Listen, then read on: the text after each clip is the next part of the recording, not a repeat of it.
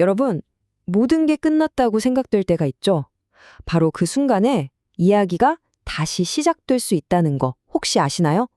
오늘은 바로 그 절망의 가장 깊은 곳에서 피어나는 희망에 대한 아주 오래된 이야기를 한번 들여다보려고 합니다. 자, 이야기 속으로 한번 들어가 볼까요? 배경은 엠마오로 가는 길이에요. 아주 슬픈 길이죠. 거기서 제자들이 이런 말을 합니다. 우리는 바랐노라. 이 한마디에 모든 게 담겨 있어요. 무너진 희망, 깊은 절망.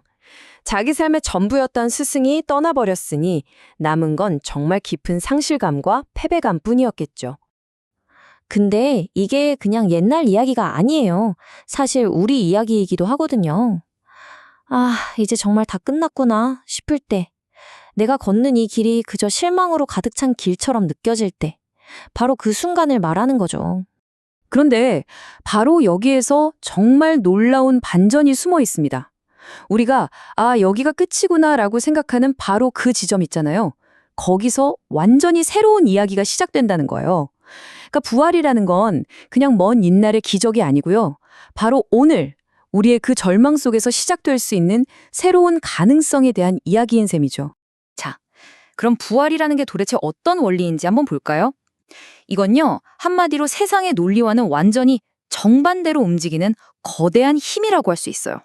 여기 보시면 두 가지 방식이 딱 비교되죠. 왼쪽은 세상의 방식이에요. 마치 중력처럼 모든 건 위에서 아래로, 삶에서 죽음으로 향하잖아요. 이건 우리가 거스를 수 없는 흐름 같죠. 그런데 부활은요, 이 흐름을 완전히 거꾸로 뒤집는 겁니다. 비유하자면 강물이 하늘로 솟구치는 것과 같은 사건이에요. 죽음이라는 거대한 중력을 이겨내는 유일한 힘인 거죠. 씨앗을 한번 생각해 볼까요? 씨앗 하나가 땅에 떨어져서 썩어요.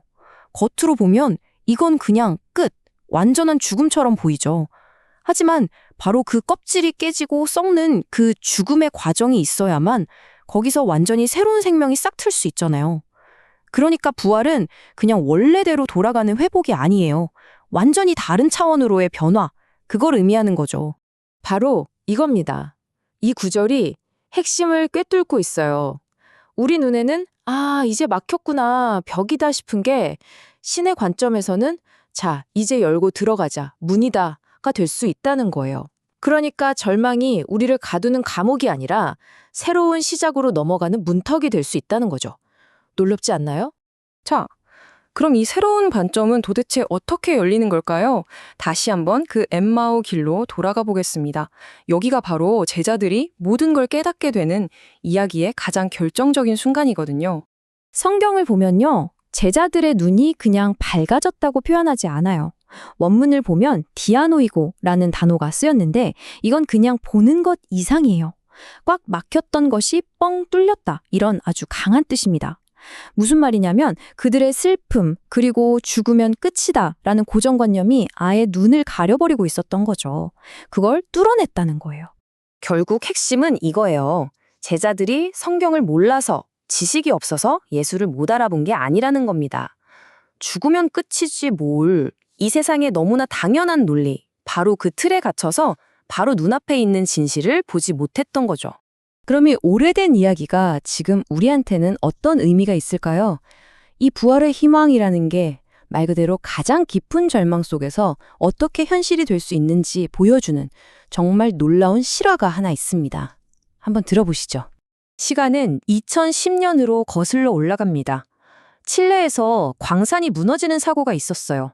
33명의 광부가 지하 깊숙한 곳에 갇히고 말았습니다. 얼마나 깊었냐면요, 자그마치 지하 700m였어요. 700m, 상상이 가시나요? 구조 가능성은 거의 제로에 가까웠고 그야말로 완전한 절망의 공간이었죠. 이 타임라인을 보시면 사고가 난 첫날부터 17일 만에 기적적으로 생존 소식이 전해지고 그리고 마침내 69일 만에 전 세계가 숨죽여 지켜보는 가운데 구조되기까지 그들의 정말 길고 긴 여정이 담겨 있습니다. 구조되고 나서 한 광부가 이런 말을 했어요. 그곳엔 두 존재가 있었다.